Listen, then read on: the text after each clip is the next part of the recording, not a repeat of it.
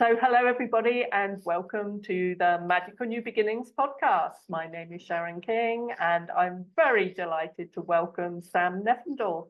Welcome, Sam. Hi, Sharon. It's really great to see you.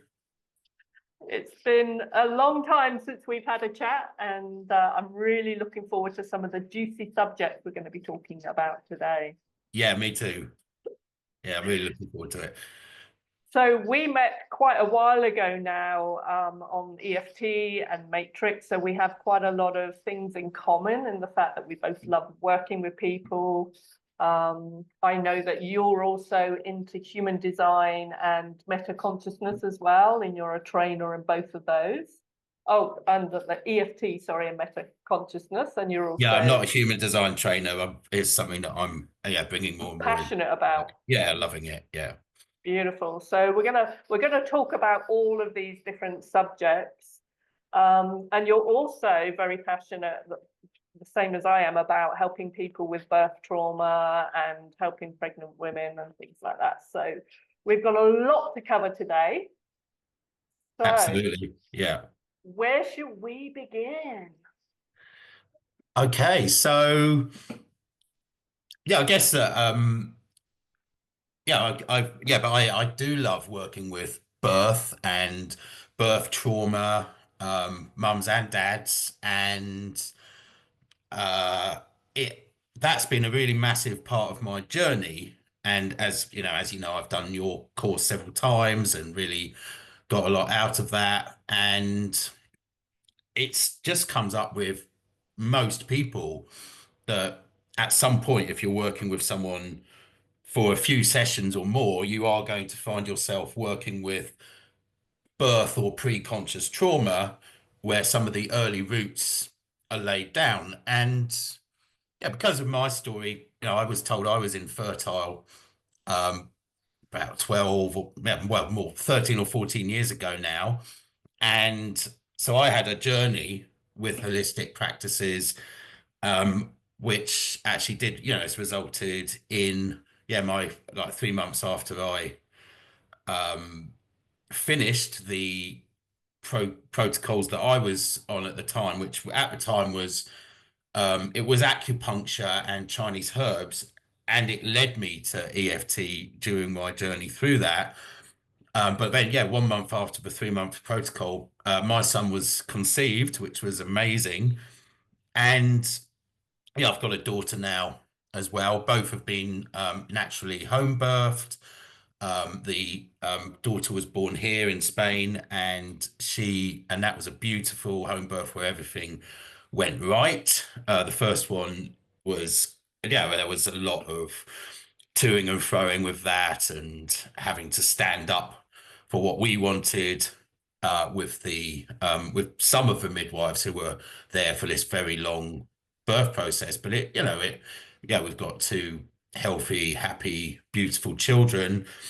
And so it is a real passion of mine to always look at birth, and I'm really happy to say that I have five couples that I know of who have had children following working with me when they'd been in a similar story of not being able to conceive for a long time, being told that there wasn't they might not see that there was something wrong, but it wasn't happening. And often it's happened, just like with my story, 1 month after, in the month after we've stopped working together.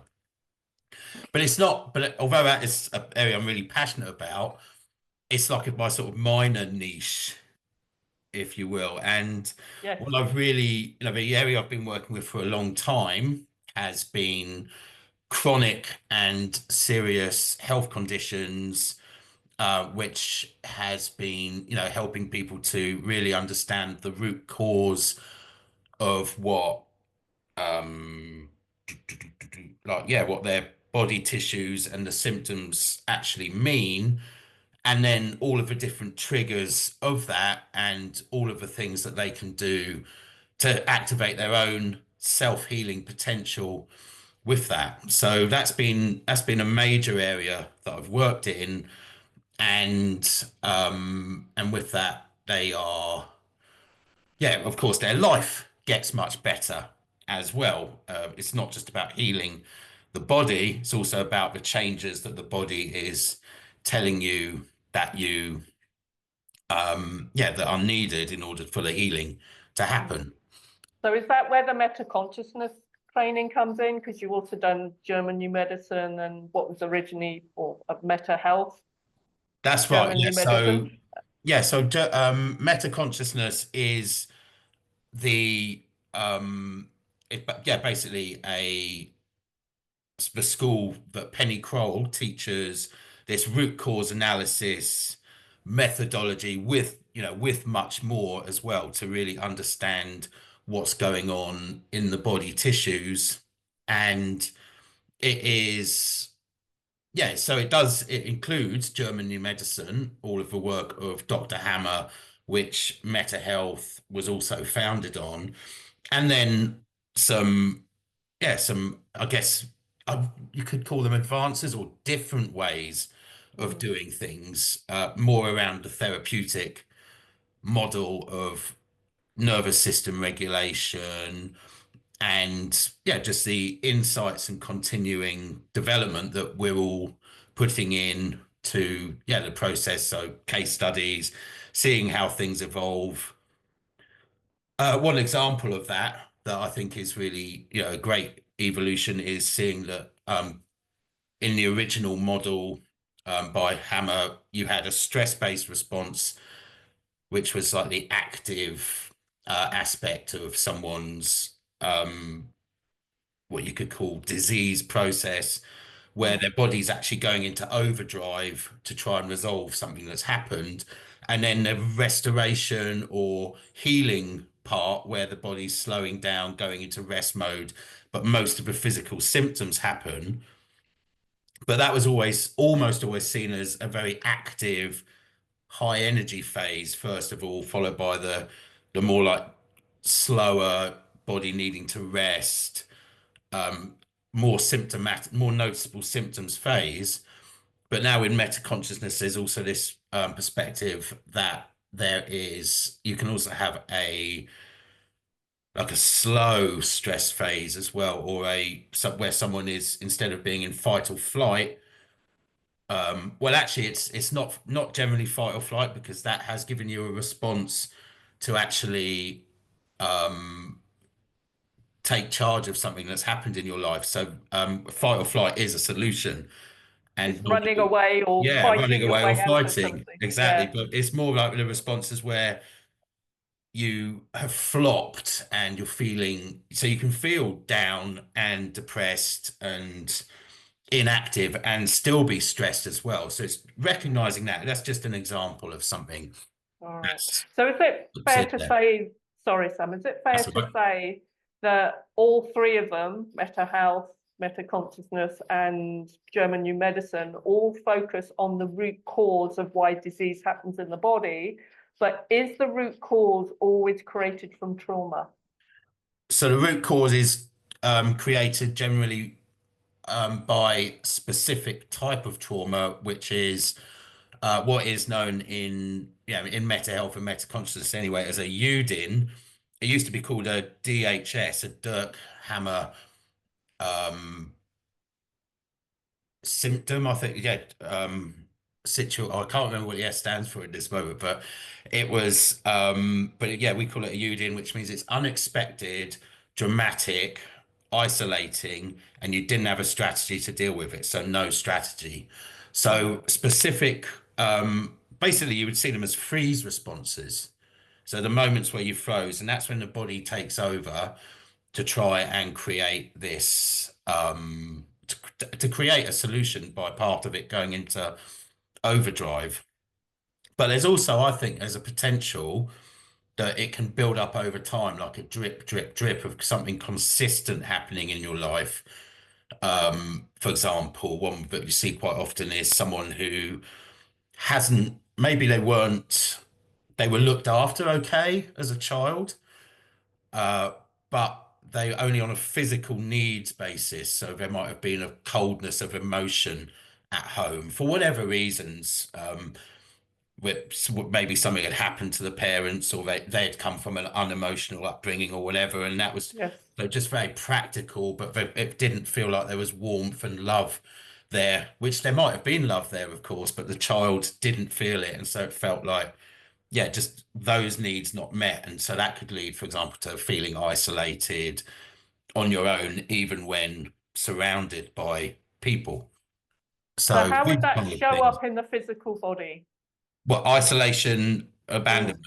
So mm. actually, it's one of the most common things that shows up for people, and pretty much anyone that I'm working with tends to have isolation and abandonment as a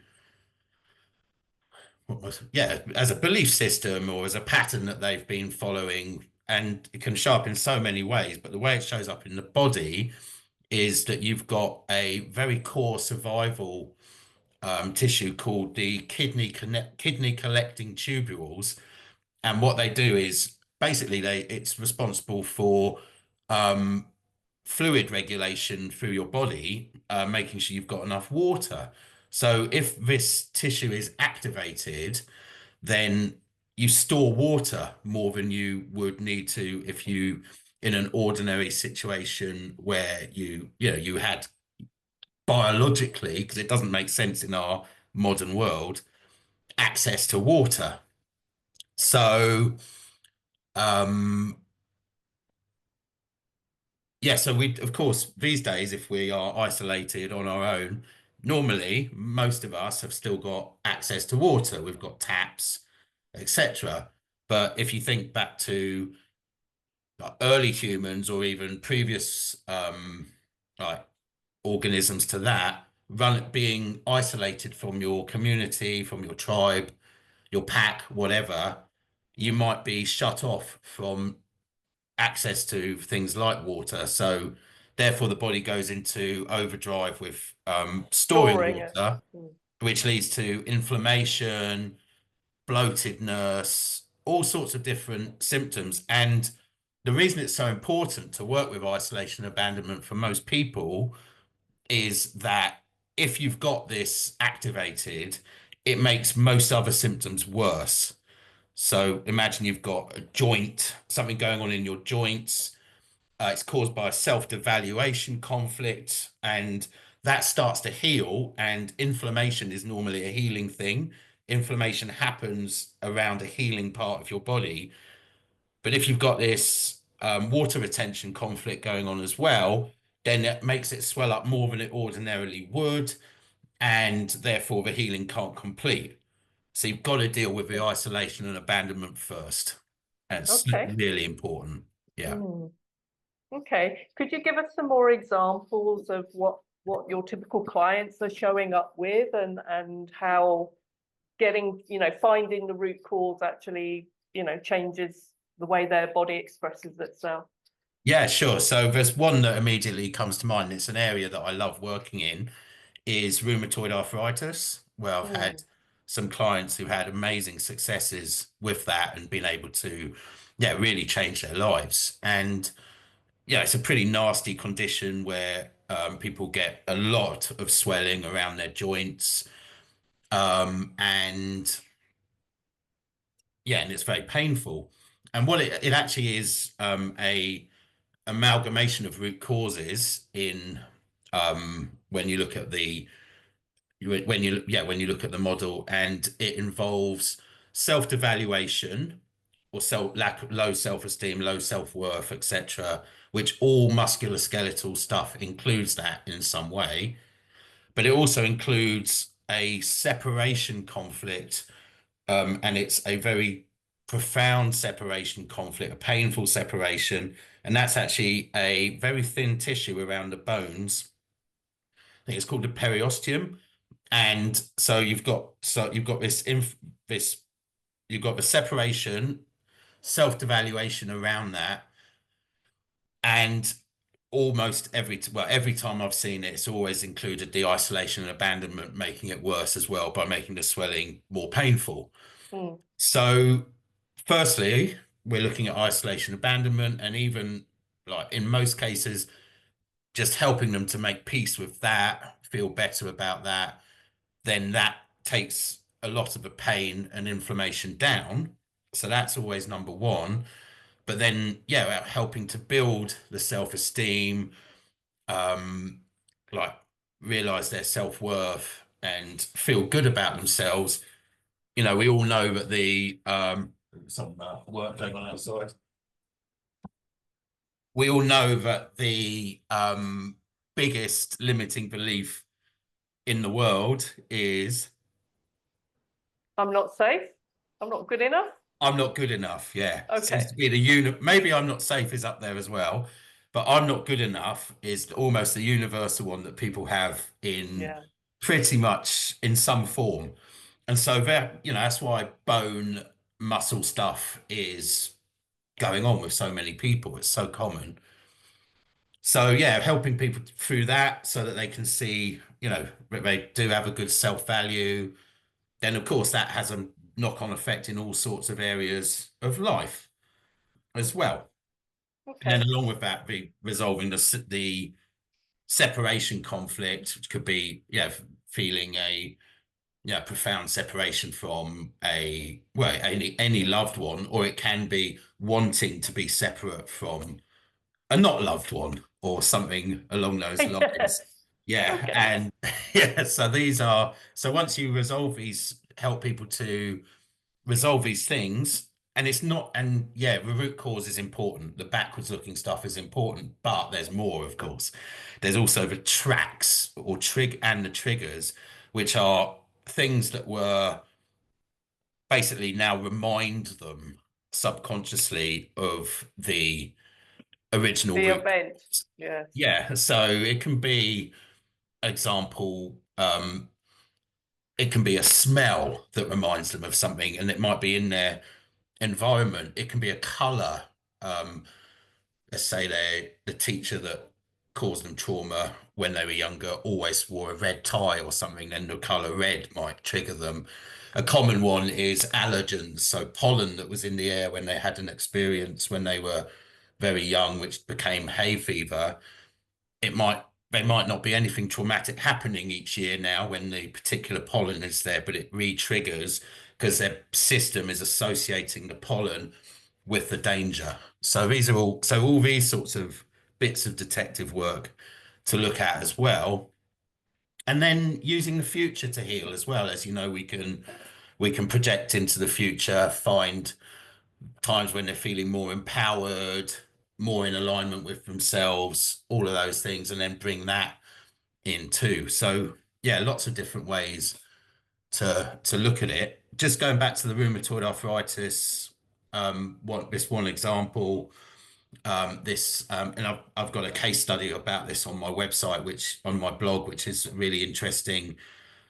This particular client, yes, like in the first week we worked together, we worked on, she had these nodules in her feet, which are called Morton's neuromas, and she was supposed to have steroid injections into them, which is quite unpleasant. When she went to the hospital, they couldn't find them anymore. So they'd resolved, so she didn't have to Yes. have that. So that was great. And then we did 6 more sessions, and after a couple of sessions, she wrote to me and let me know that her fingers had straightened out and that she could open jam jars for the first time in 10 years or something Wow. like that. So amazing, like physical results.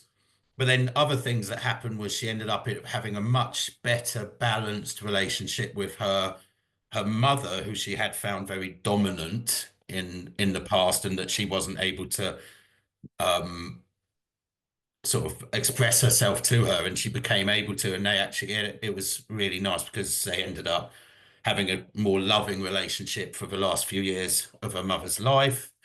And then she also actually she was being bullied at work as well by her boss, and she was able to be brave enough to basically carry out a constructive dismissal claim, and she received enough money from that to take her through to retirement to when she got her pension, so she was able to leave work a year and a half early as well. Wow.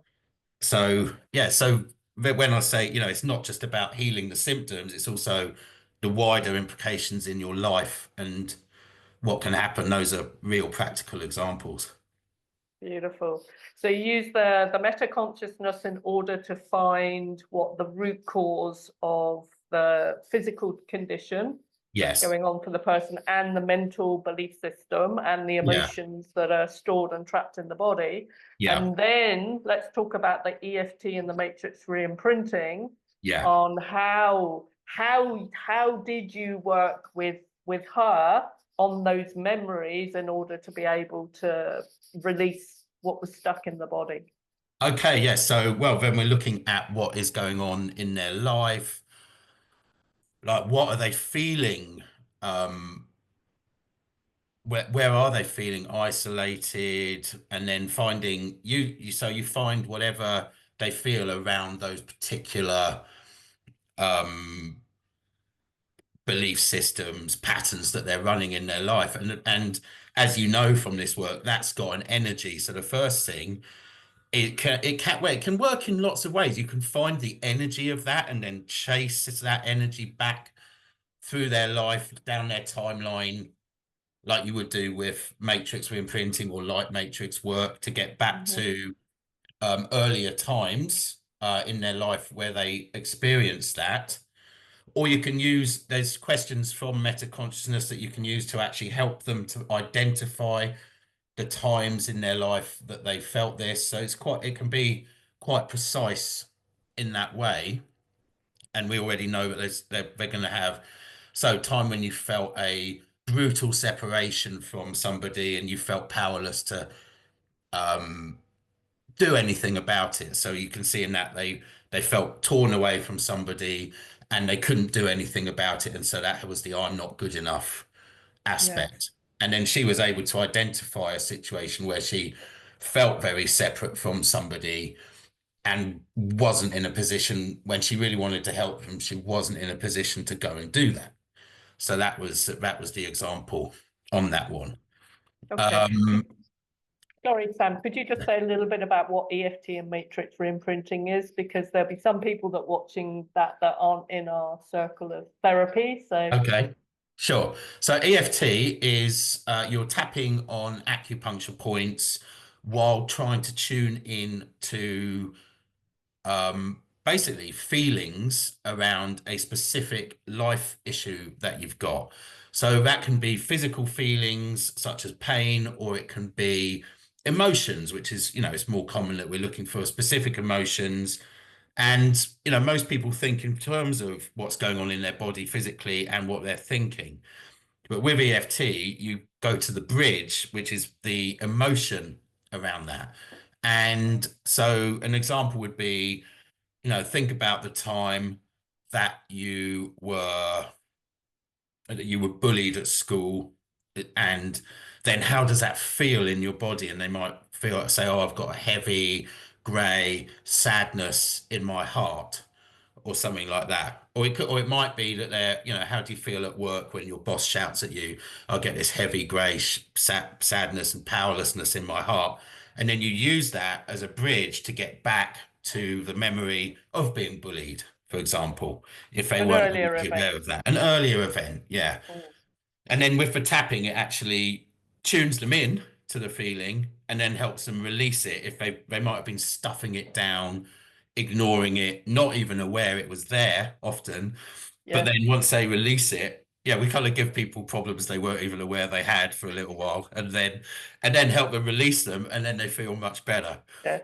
But then with Matrix, you go a step further, that you actually help them to go into the memory and help the younger self to understand it differently, so they no longer see themselves as wrong in that memory. That's one way of looking at it. So they've got a different way of understanding it, like not necessarily changing the memory as such, but more about helping them to see it in a different way, so that they're no longer limited by it and they can put these things in the past and even write new, more empowering beliefs for themselves. So yeah, and then there's all sorts of, as you know, whizzy ways that you use the body, you use color, and you use different emotional energies to re-imprint the new belief system. And yeah, life pattern. So that it's, yeah, so they're now really changed how they are in the world, Mm. and it can have amazing effects in all sorts of areas of life. Absolutely. I mean, it's so rewarding when people come to you with these issues, whether they're physical, mental, emotional, you know, and it's life-changing, isn't it, for people when you're able to help them in that way? Yeah, and it's and they and what's great is they actually do it all themselves. Yes, they are That's the their own key. therapists. Yes. Yeah, we are, people, we just guide them. Mm. So I it's refer a to myself as I'm the tour guide. tour guide. Great. Yeah. Yes, and I'm here to Love that. help you to find the right questions, Yeah, and then you're your own therapist. So that's what I absolutely. love most about the modalities that we use, is because it's not like you go in, you lay on a couch and somebody does something to you, which No. at times it's nice, especially if it's a Yeah. massage or something or a Reiki session. Yeah, I love all of that too. But Yes, me too. But, you know, we are our own best therapists because we know our own stories. yeah. And yeah, so that's amazing. So, Sam, I'd like to kind of move into the human design element here now. So, we've spoken about how to diagnose what's going on with somebody, Yeah. how to treat it. How is the, like, first of all, tell us what human design is, and then how you found that that's really like supercharged the work that you do. Okay, so yeah, so basically human design is a model that is a synthesis of several of the old divination systems that people have used to understand themselves and the world. And it includes the chakra system, it includes astrology, it includes the I Ching, and it includes the Kabbalah. And then they've basically put this synthesis together and it's quantum because it includes two aspects. So it includes your personality, which is your mental side, and your design, which is your subconscious and body side as well, and how they both fit together to create who you are. And at the absolute core of it is a decision-making process. And that is different for, well, there's a number of different types of decision-making process that people can have. They call it your strategy and authority. So you have a strategy of how to operate in the world, and then your authority is where your intuition comes from, which you Mm. can then use to make the decisions. Now, there's different types. I'm a manifesting generator, Me which is a too. generator. Yes, yeah, absolutely. Hooray. And and what that means is that your strategy is to respond to life. And that's really key. So, but once you respond, you can create from that point. And how you respond is either through what's called your sacral response, where you get a quick yes or no, or you might be an emotional manifesting generator, where then you have to actually take your time on responses. If you've got that emotional activation. So, and there's different types of strategy and responses. So there's a lot of people, well, about 20% of people are something that's called a projector. So generators and manifesting generators make up around 70%. We're pretty Projectors is, common. was that common? We're Yeah. pretty common. Yeah, Yeah. it's most people, and they're the builders, but designed to, yeah, respond to the world. Um, Projectors around 20%, and they actually are excellent guides and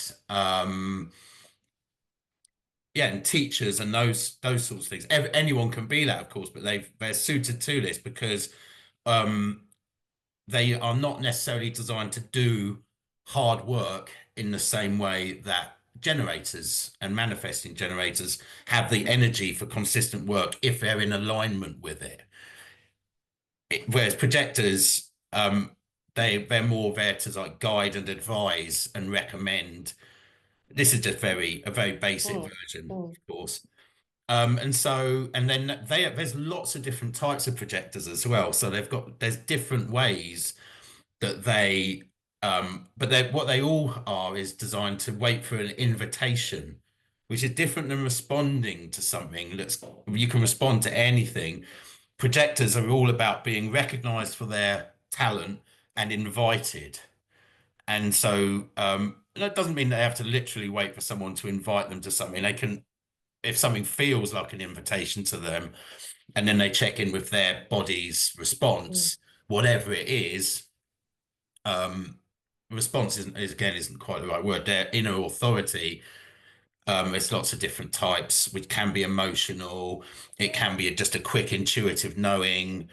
It can be soundboarding and getting a feedback from that as well. There's different ways which their individual chart will show them. Then they can move forward with things. You get manifestors. They're about 9% of people, and they can initiate things, and but they don't even then they don't necessarily have the consistent energy that a generator would have for something that's aligned. So they're designed to initiate, shake things up, make things happen. And if it's a long-term thing, they're also going to want generators to step in and take over the mm, work for them. So mm, the thing is, we've all been taught to manifest as a manifester, like that you could initiate, go out, get what you want. Because of course, they are the sort of people who they might be seeing this in their lives and be like, yeah, let's get out there, let's make it happen. And then when people try and do that and it doesn't happen, that becomes frustrating. So yeah, you want to follow your inner authority, in our case, to respond to opportunities or things that happen outside of us with a yes response, however that is. And then from that point, actually, you can start making things happen with it.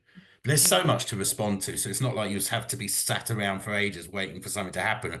You can respond to a social media post. You can respond to a holiday brochure. You can respond to seeing something, a sign, anything. If it gives you a response, meeting somebody and they say something, you can feel, for example, in relationships, if you feel this response from somebody, then it might be, it might be someone that you might think about pursuing a relationship with or opening that up, perhaps. So it's lots and lots to it. And Is there a reflector? yeah, I was just about to say Oh, reflector. sorry.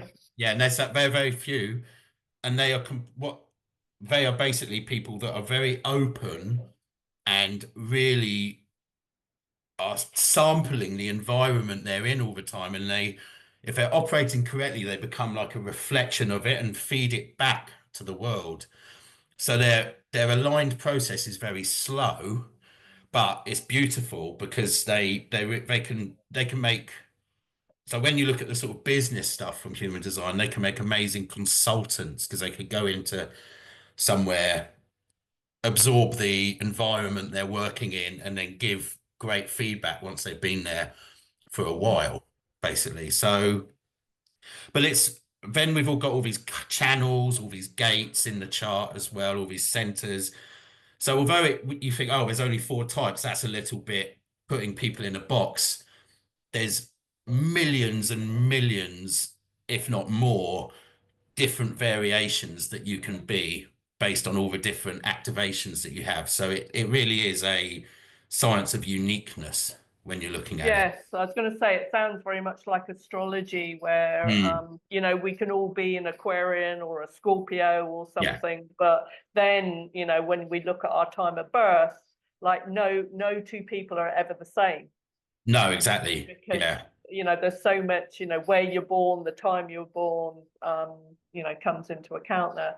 I remember I had somebody do a 2-hour session with me on human design, Mm, and the only thing out of it, and this is no reflection on her, but it went ka-ching in my mind, was to say mm. that you're meant to wait for an invitation and then respond. And that Okay. changed my life, Yeah. because it's like when you go out there and try and push things and make things happen, it Yeah. doesn't work. But if No. somebody invites you to do something and then you say yes and you do it, then yeah, it just made life so much easier. Yeah. Responding to life. Yeah. Yes. As a manifesting generator, you don't even need to wait for an invitation. You respond to something Yes. which gives you a yes response. Yes, please. Yeah, and yeah, and actually, that's all that matters is trusting your strategy and authority. So you're not making decisions from your mind. Your mind's an amazing tool, and it's how you influence the world and other people. It's your Mm, they call it your outer authority, but your inner authority is where your own decisions for your life come from, if they are aligned with you. mm. All the channels, the gates, everything else. It's almost like it's to give your mind something to understand it, so you will allow yourself to conduct the experiment of living from your intuition. So that is, it's great to know all these things, and it can give you great guidance. And of course, because of a reticular activating system, what you're tuned into does tend to appear in your life to respond to. So you can influence, you can manifest in that way by using your imagination, but with patience. So you're not rushing these things to happen. You're just imagining how life could be if, and Yes. then, yeah, sort of like, what if this, how good could it be? You know, all those questions, and then wait, and then responding to things based on what your RAS is finding in your environment. All right. I'm just going to pause you there because I can just everybody go, what did he say? The reticulating what? Can you Particularly, yeah. explain that, please?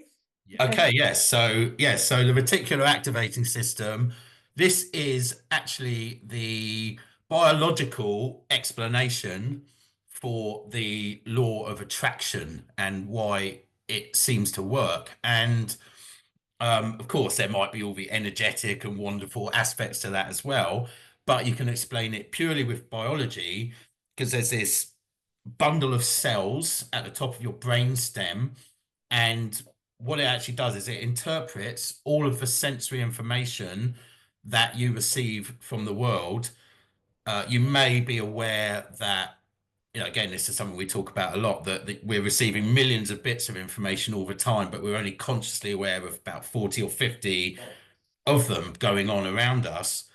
And that is filtered through the reticular activating system from all of the senses. And it's programmed.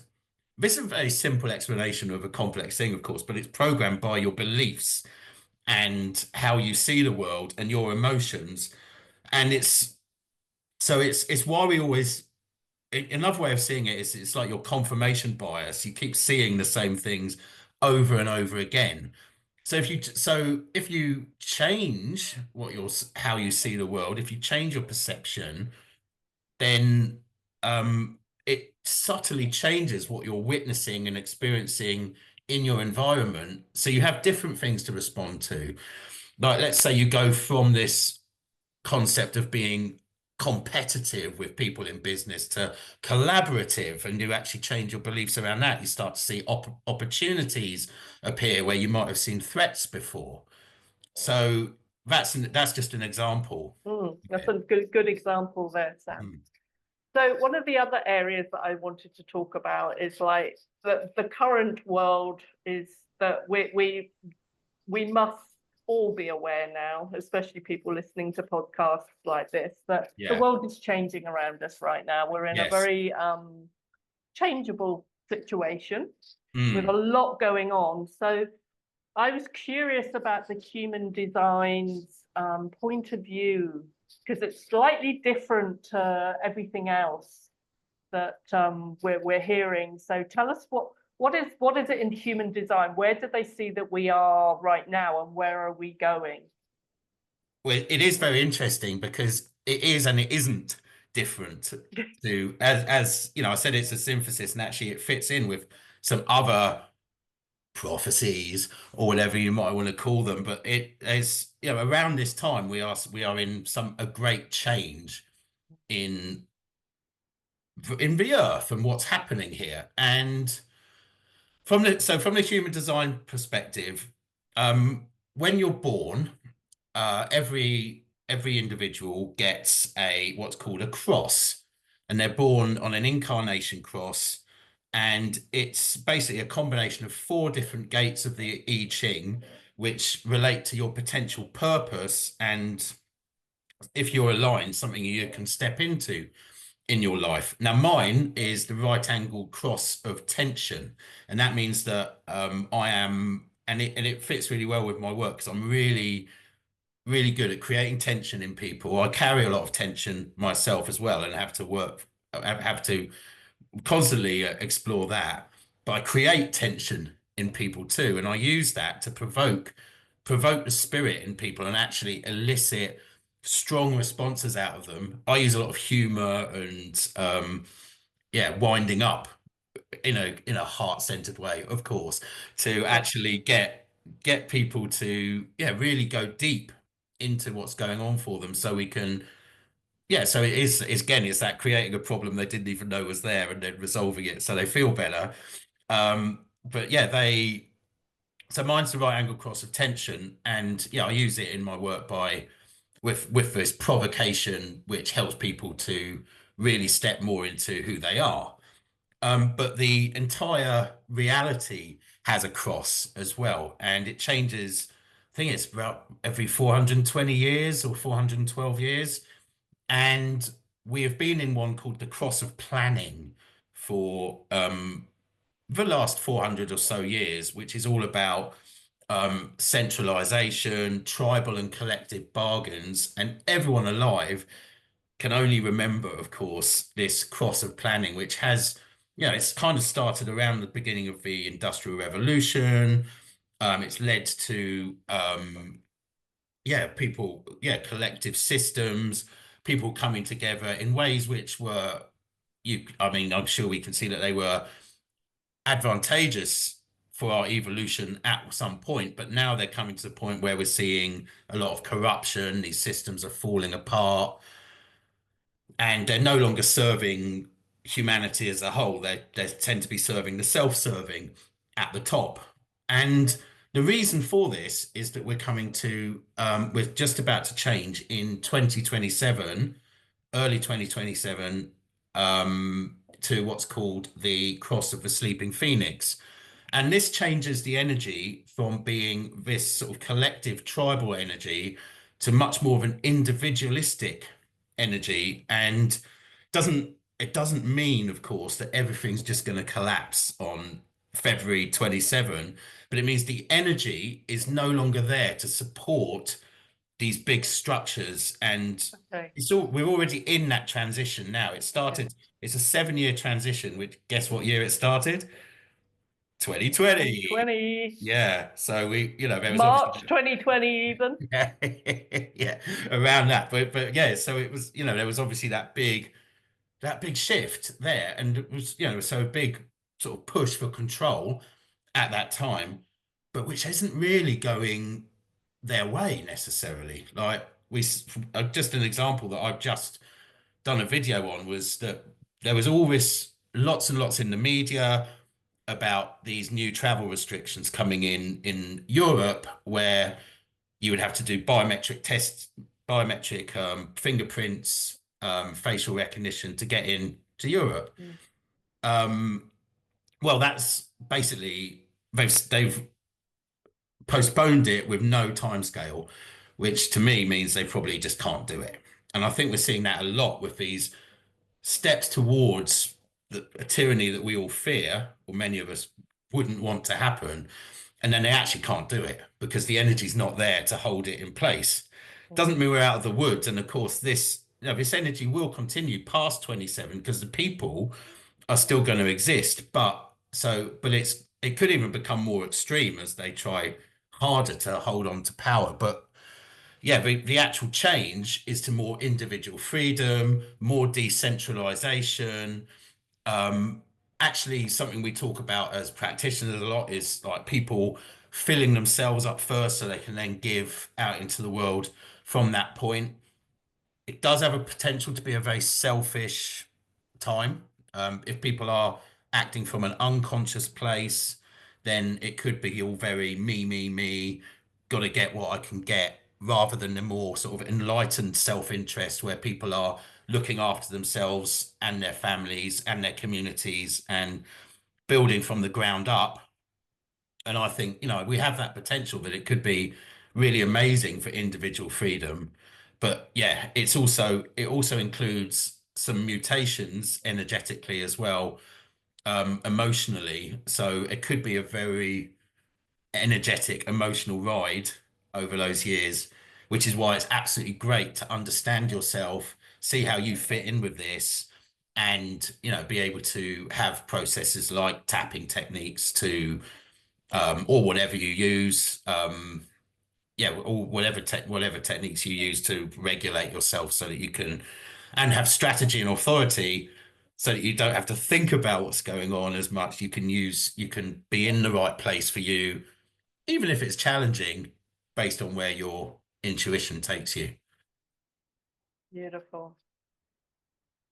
Sam, we could talk for hours and hours. We must do this again sometime. But just for now, could you tell people where to contact you should they want to know more about their human design, or they would, they've got a problem, an issue that they would like to work on with you? How would they find you? Okay, so you can just my website is eftnow.co.uk, and there's a free guide you can sign up to on there, which is how to simply use tapping techniques for your own self-help, and that is available on the front page. You can email me at sam@eftnow.co.uk. Find me on Facebook. I post quite a lot on there. YouTube, got a channel there as well.